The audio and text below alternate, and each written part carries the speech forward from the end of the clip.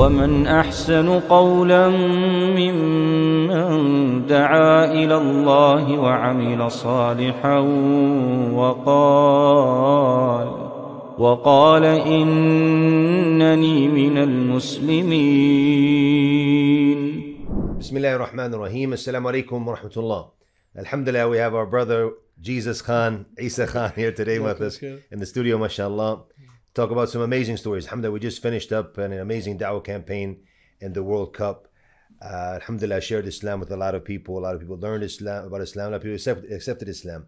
But one of the things, and we're talking behind the scenes, which obviously the videos about the World Cup, Ayra inshallah are going to release them. But behind the scenes with the different du'at, hearing the different stories, so, we have to sit down with the brothers in the studio to help, so our brothers and sisters can benefit from these da'wah experiences as well. So you guys have been to some crazy places around the world now, mashallah. Folks on places many people have never even heard of. I remember we were sitting, I was reading some of the names before. I never even heard of this country, mashallah. But Ayra now has been there. Yeah. So we want to hear about some of these stories, the countries you've been to. What is the work that Ayra is doing around the world now, inshallah ta'ala? Yeah, absolutely, inshallah. Today you managed to come to the madhouse and all the da'is were there. I mean, just these guys alone are from like Tanzania, Mexico, Brazil, and all these different countries. But we've been to some strange countries. I mean, me and Jamal, and I think you've met Jamal, we've camped in the Amazon rainforest overnight. And after Maghrib there, it's dark, right? And you really learn why people sleep after Isha, because it's like there's nothing to do. Exactly. You have no internet, no lights or anything. And I'll tell you a crazy story in this forest, right?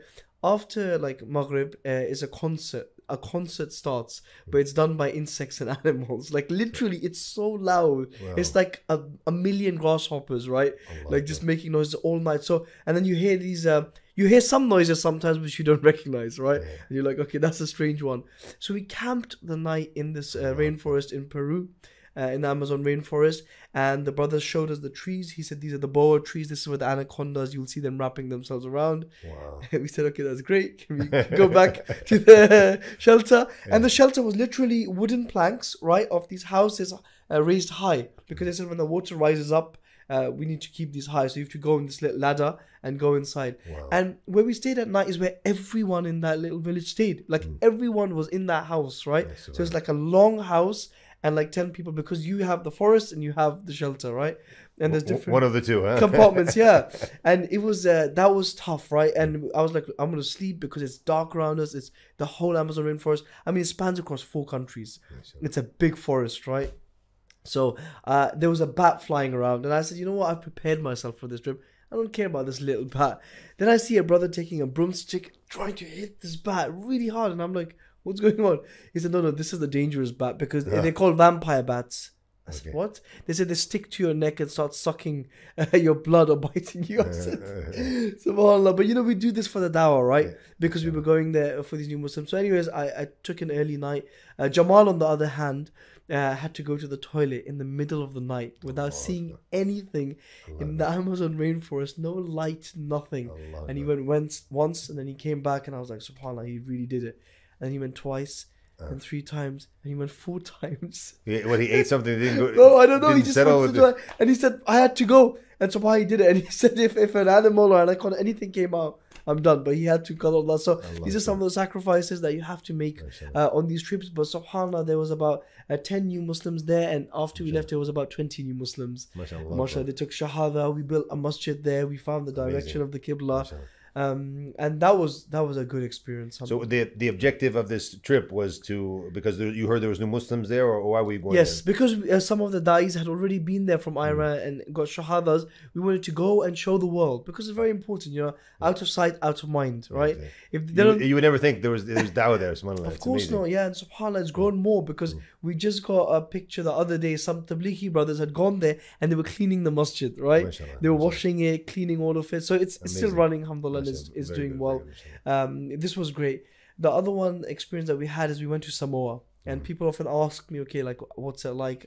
Where is Samoa, for the people who don't know? Samoa, okay, the best way to describe it is, Sheikh, when you look at a globe and you spin it, and there's a big part which is just ocean, and you think there's nothing there, just ocean. There are small dots on there which you can't see on a map, which are countries. Right, so we went there, and Samoa is one of those dots. Yeah, exactly. The best way for me to give you a picture of what Samoa is like is that when I would call my family back home, right? In London, there's a 14-hour difference. Allah Akbar. So if I call my wife at like 11 p.m. in London time, I'm going to be at 1 p.m. the next day after Dhuhr. And how long was the flight to get there? I think it can take up to 30 hours because you have to fly from London to Dubai, Dubai to Australia or some Dubai to Philippines, Philippines to Australia, Australia to maybe New Zealand, and New Zealand to Samoa. Allah Akbar. Yeah, or Australia to Fiji, and Fiji to Samoa. This is one of the sacrifices people don't realize now. Yeah. And some of our du'at who are here, like Sheikh Isa Garcia, for example, his flight was 40 hours to get here for the da'wah. MashaAllah, tabarakallah.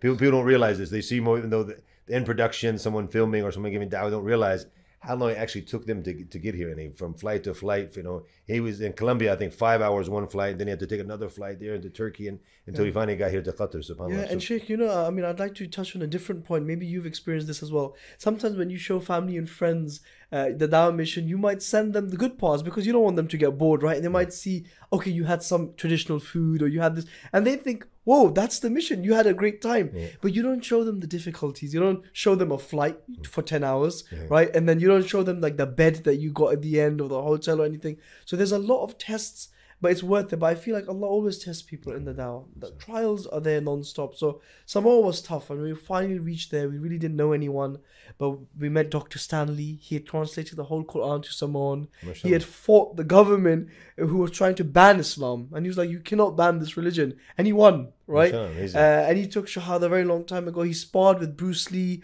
He's like almost 80 now, and he has these amazing stories. He's got 3 degrees. He's a professor at the university, and he built the only masjid in Samoa. And he was telling me a story like the times of the Sahaba. He said there was a big storm in Samoa. It destroyed many houses and infrastructure. And he said, I raised my hands to Allah and said, if this gets destroyed, there's no masjid where people are worshipping you in this whole country. He said the whole path went through the masjid. He said the masjid is the only thing that was standing there.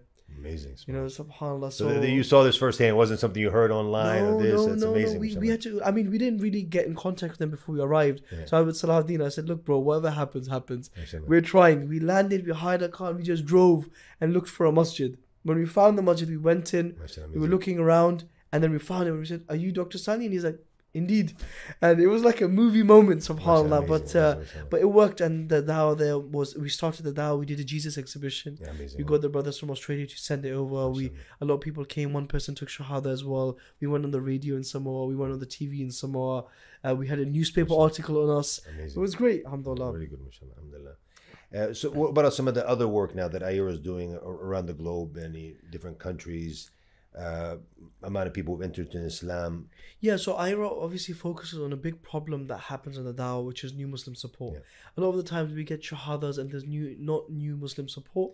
So I've written about this. The shahadas, by the way, but people don't realize that's the easy part of the dawah, because the haqq is so clear, and if you can get through the fitrah, a person will accept it. Sometimes it can just be a couple of minutes, 10 minutes of conversation, you have a person who's accept the shahada. Now it becomes the hard part after they take the shahada. What do you do with them then? Absolutely. And that's when new Muslim support comes in. So with Ayra, subhanAllah, what I mentioned the other day, I made this post on Facebook. I said that, long-term dawah will not be funded by or supported by like a one-man show or like a big celebrity sheikh at all, right?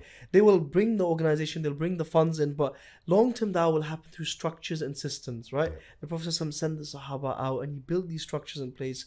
So Ayra has a new Muslim training that goes from a minimum of 7 days up to 3 months, right?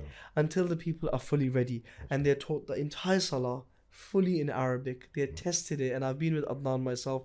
We go to the village, we get the registration of the new Muslims, 80 new Muslims. We'll pick number 36, stand up, recite the Fatiha, please. Number 22, recite the tashahhud, right?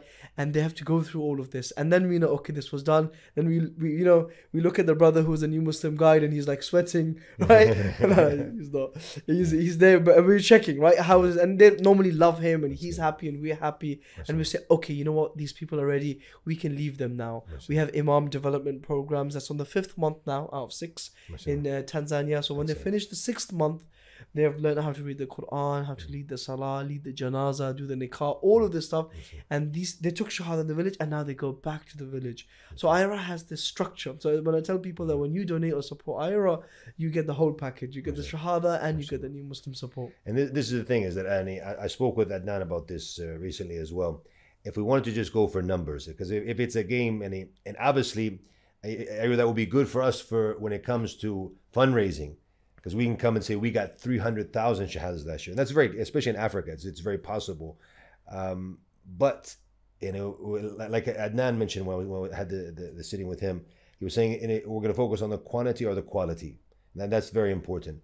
So, I mean, I think in Ayur, we realized that we can get those numbers. And if we go online with that, then people are like, wow, Ayur is amazing, 300,000 shahadas, let's support. But that it doesn't really benefit them. It doesn't, the new Muslim himself, it doesn't benefit the ummah when you have just people who have said it and not acted upon it after that. Yeah, absolutely. I mean, Sheikh, we're getting 10,000 shahadas right now. Like, people have come to us saying we'll hire a stadium and 10,000 people will take shahada with you, but we're really careful because we focus on long-term support. Sometimes we won't scale the dawah because we can't support the new Muslims.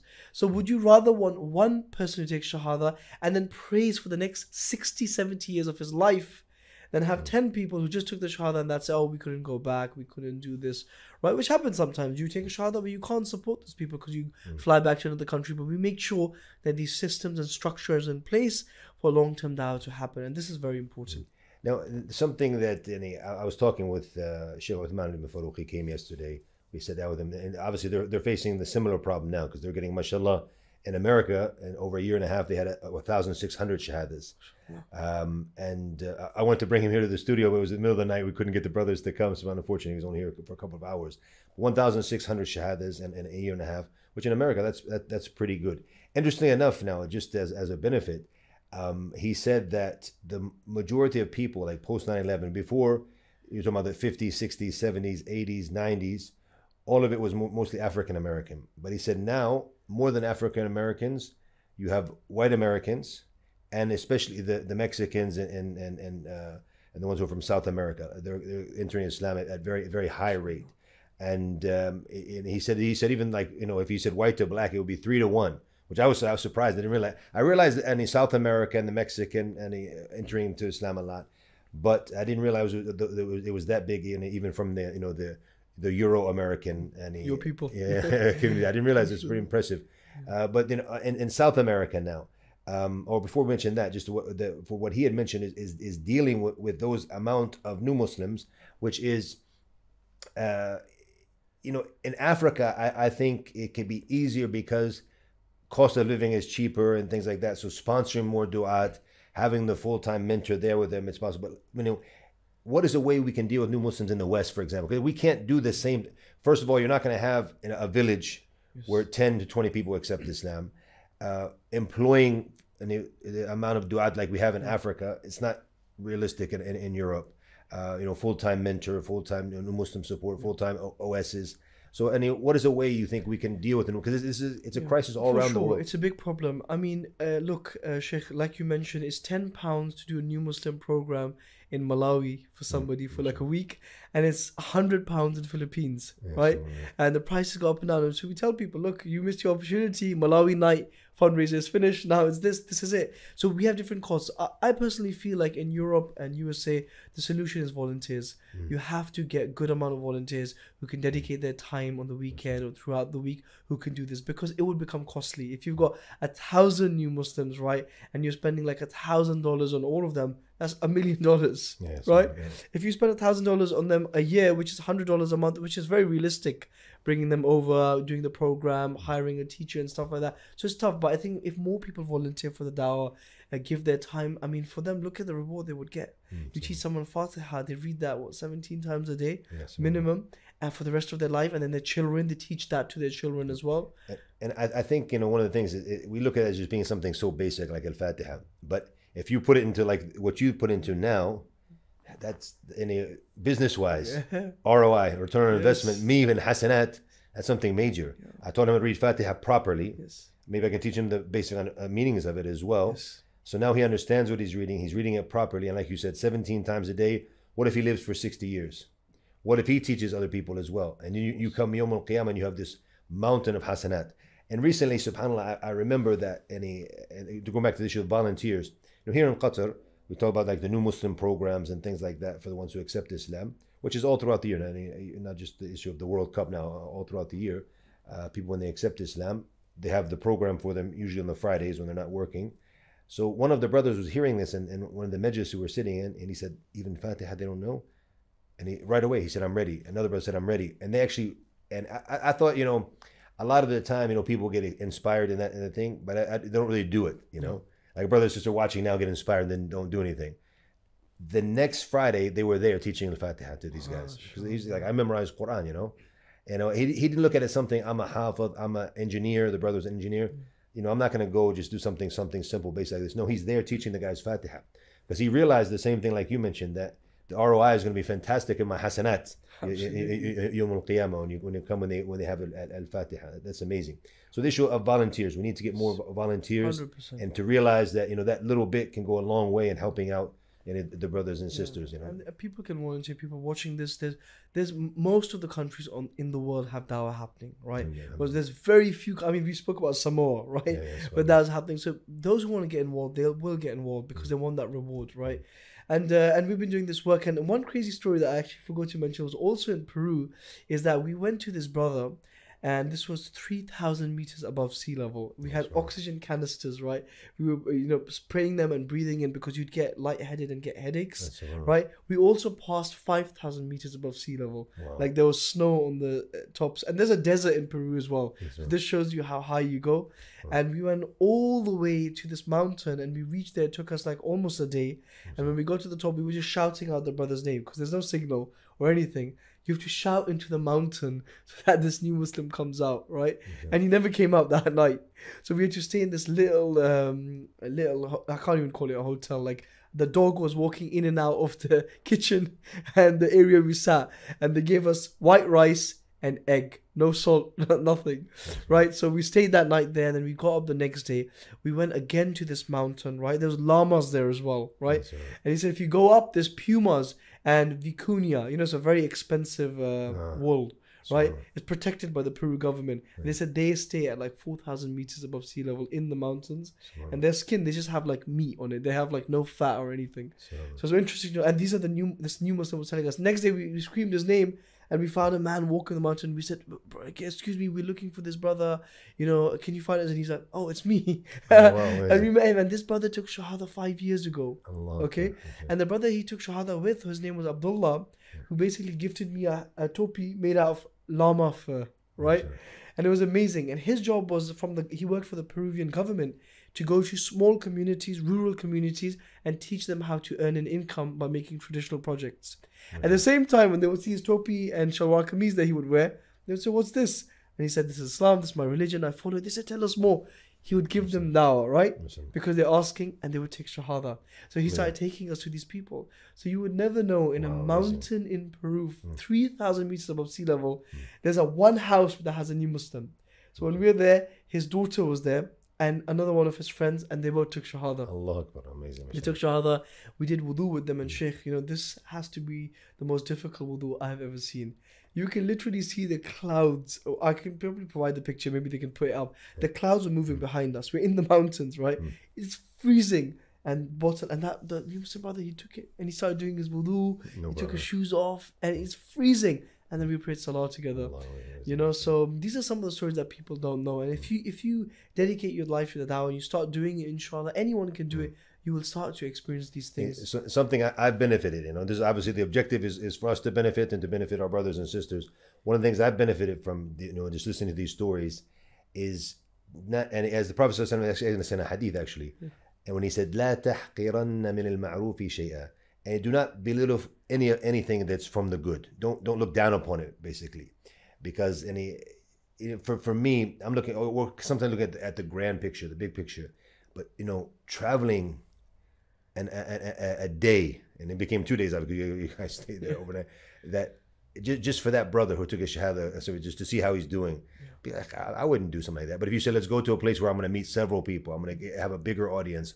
So sometimes we're focusing on the grand scheme of things, or the bigger picture, the bigger impact. We forget these small things and how they can have such a big impact. And even the Prophet ﷺ, he had those personal da'was, the one-on-ones and things like that. And that has a big impact on the individual, and they can actually make the da'wah spread after that as well. Absolutely, yeah, 100%. I mean, being in Qatar, you see some of the generosity that, mashallah, many of the Qataris have, and you see them like donate buildings or millions, And sometimes you can really feel like, oh man, what am I doing? But subhanAllah, Allah just gave me this idea in my head. Is that I remember the hadith that the Prophet ﷺ said, do not belittle even giving someone half a day in sadaqah and saving yourself, right? Because the Prophet ﷺ knew how much Uthman ibn Affan gave and others gave. But he still said that because Islam is a deen where you don't belittle anything small. So the small and the big, you know, may Allah accept it. So you've been around in South America other than Peru? You've been around I mean, we went to Ecuador as well. Here we also went to a new Muslim village. This was probably the longest and most difficult journey because we had to fly to Ecuador, which in itself was crazy because we had to go from London to Madrid, Madrid to Peru, Peru to Ecuador, and then from Ecuador we had to get on a 12-hour bus right into the rainforest. There is no hotel here. Okay, we had to hire a house from someone, right, where we could stay. And then from there we had to travel 1 hour into the rainforest, right? And we met new Muslims here who were building a new masjid with us, right? Amazing. And we said, okay, how is it going? What's happening? They said, we're cutting these trees. And another team is 2 hours away. They're cutting the trees as well. We're like, oh, okay, so you're going to bring down a truck or a car? They said, no, we're just going to wait by the river. We said, what do you mean? They said, no, they're going to cut the logs, tie them together, throw them in the river. And when it floats down after 2 hours, we're going to grab it. And we're going to cut this down and build the masjid. You know, amazing, in an Amazon rainforest, the same one as Peru, but in a different country in Ecuador, people are building a masjid like this at an Islamic center. And the way this brother who we met took shahada was that a French tourist came to the Amazon rainforest to explore. He came to this community, right? And he met this man's sister, right? And they got married. And this man accepted Islam and took shahada. So obviously the French guy. Yeah, French guy. And then his wife took shahada. Amazing. And then his wife calls his brother in the Ecuadorian rainforest and says, this is Islam. It's the truth. You need to accept it as well. He takes shahada as well. And then the community starts growing from here, right? And he faced a lot of fitna in the beginning. You know, people like burnt down his house. They were, swearing at him. And subhanAllah, the same, whatever happened in Makkah, the Prophet ﷺ, it still happens today, even in the rainforest in Ecuador. But now they like him and they appreciate him. He persevered in the dawah and he's giving dawah. They respect him, appreciate him. They see that he's building the masjid and a dawah center. So, you know, it was amazing, mashallah, you know. And it's so remote. So in all these places, there's Muslims growing. Alhamdulillah. What about the Philippines? You've been there? Philippines multiple times, subhanAllah. Philippines is just incredible, right? And again, it goes back to, you can get many shahadas. If you don't do the new Muslim support, you know, what are you doing, right? So we focus on that as well. But Philippines, there's been one situation where I went to this tribe called Matik Salut tribe. They're indigenous tribe, even in Philippines. So much so that the guys can't speak to them because they don't speak the same language. Wow, so you get the guys from Manila who speak Tagalog, they won't be able to speak to them because they don't speak the language, right? And this was testing this one because this is so remote that 1 hour before you reach these people in the car, your phone signal goes completely. So because we're so used to our phone and laptop and internet, you're like, what do I do? Radio? Right? Or what do I do? And it's nothing. So when they contact us, they have to go an hour on a motorbike and then call us saying, you know, we're having problems or when are you guys coming? And then they travel back to their town just for communication because it's in the mountains. So we reached this place and subhanAllah, it was so worth it because once we reached there, the people were there. 600 people took their shahada. And I remember this is one of my greatest memories, subhanAllah. 600 people took shahada, and then we came back after a month and we did a new Muslim camp for them for a week. Right? And it was amazing, subhanAllah. And that was incredible. It was a really, really surreal experience, and they were there, they were happy we came. They don't know much about Islam, and so many of them took shahada, and it was so remote. And there was one brother who stayed there who had a masjid in his house. He had built a little room inside his house. I mean, you know, think of that. And he said, hopefully more people will come now, more Muslims will come here. And there was a group of women I'll never forget. They're old women, right? And they're wearing this traditional red clothing of theirs, right? And they have these big necklaces with beads, right? And we said, where did you come from, right? They said, we came from behind the mountain. It takes 4 hours for us to walk. And I said, why? Why did you walk 4 hours to come here? You know what they said? Allah. And that was just a spine-chilling moment for me, right? Because they were in this new Muslim camp and they're reverts, and that's what they said, Allah. They said we wanted to learn about God and learn about this religion and stuff. And subhanAllah, may Allah bless these women, right? Old women walking 4 hours here, 4 hours back, right? For something like this. So it's been incredible, you know, to see these people. It's inspiring for us.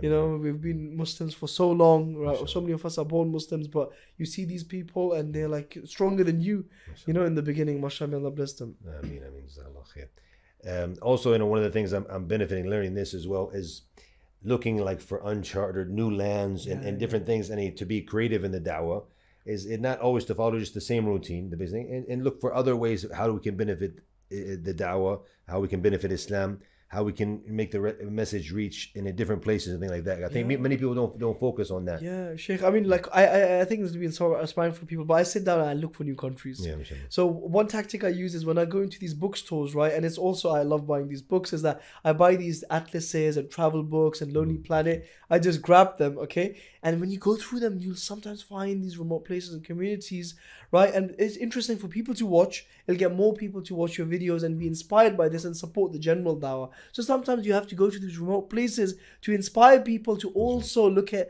the overall dawah, right? It gets them in, right? To show them something interesting. But we go there and set up structures as well. So one country that we went to was Papua New Guinea. Okay. Now this was also really far and very unique. And this was an intense dawah experience. Where exactly is this Papua New Guinea? Papua New Guinea is 4 hours from Australia. So Australia itself is really far, okay? And then after that, another 4 hours after Australia, we go to Papua New Guinea. And after we landed in Papua New Guinea, we went an hour again into the highlands, right? And this place is known as well. Sometimes there's a lot of issues here, right? Like tribes will fight against each other and they'll have issues and stuff. But we went there, we found a da'i and he said, come and give them dawah. Once we got there, we gave dawah to everyone. And we're used to this, right? So we said, okay, who's ready to take shahada now, right? And we're like, get the camera ready, right? There's going to be like 100 people. Nobody put their hand up whatsoever.